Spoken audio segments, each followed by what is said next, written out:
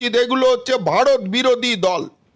এবং এই যে আপনি যেটা দাবি করলেন সেই দাবির সপক্ষেই আরেকটা বিষয় রয়েছে যে পাক ভূখণ্ডে কোট আনকোট পরিমিত আঘাত, এটা আমাদের দেশেরই একটি সংবাদপত্রে প্রকাশিত খবর এবং তার সঙ্গে দুটো ছোট ছোট আরও হেডলাইন ছিল যেখানে হচ্ছে যে কতজন পাক জঙ্গি মারা গেছে তার হিসাব দেয়নি ভারত।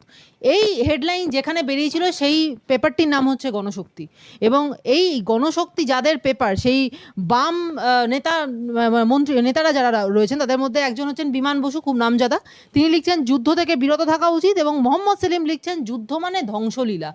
ওই যে কাগজটার নাম বললেন না, গণশত্রু না কি, গণশত্রু না কি, ওটা তো টয়লেটের টিস্যু পেপার ছাড়া অন্য কোনো কাজে ইউজ হয় বলে আমি জানি না।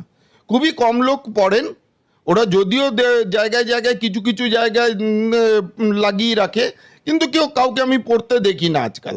তো গণশত্রুরা কি করলো, ভারতের শত্রুরা কি করলো না করলো তাতে ভারতবাসীর কিছু আসে যায় না। এই যে কমিউনিস্ট পার্টি যারা আছে, যে কোনো কমিউনিস্ট দল, শুধু সিপিএম এর কথা আমি বলছি না, সিপিএম সিপিআই সমস্ত দলগুলো, এরা হচ্ছে ভারত বিরোধী।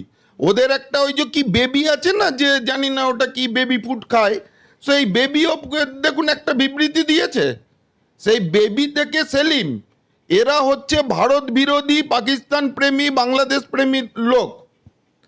আর এদের ফান্ডিংটা হয়ে আসছে কোথা থেকে? আপনি এদের একজন বেকার নেতার দেখেছিলেন কত টাকার গাড়ি কিনছে, বাচ্চা বেকার নেতা। এদের ফান্ডিংগুলো পুরো বিদেশ থেকে, এদের চায়না থেকে আজকে এদের ফান্ডিংটা হচ্ছে। রাশিয়াও কিন্তু এইসব কমিউনিস্টদের পাশে নেই, রাশিয়া কিন্তু এখন ভারতের পাশে চলে এসছে। কিন্তু এরা খালি কমিউনিস্ট, যে ভারতীয় কমিউনিস্টরা এখন হচ্ছে চায়নার দালাল। এরা চায়নার দালাল, এখন পাকিস্তানের দালালি করছে, যে চায়নার অর্ডারে এদের মাস্টার বসে আছে চায়নাতে।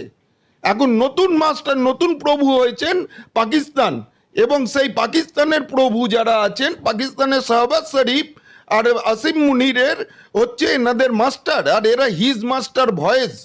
ওনারা আসিম মুনির এবং শাহবাজ শরীফের ভয়েসটাকে ইকো করছেন, বা এই বিমান বসু, মোহাম্মদ সেলিম, বড় শত্রু। এরা হচ্ছে পাকিস্তানের মুখপাত্র হয়ে এখন কাজ করছে, মানে যুদ্ধের বিরুদ্ধে, ভারতের বিরুদ্ধে মিছিল করেছে বাম।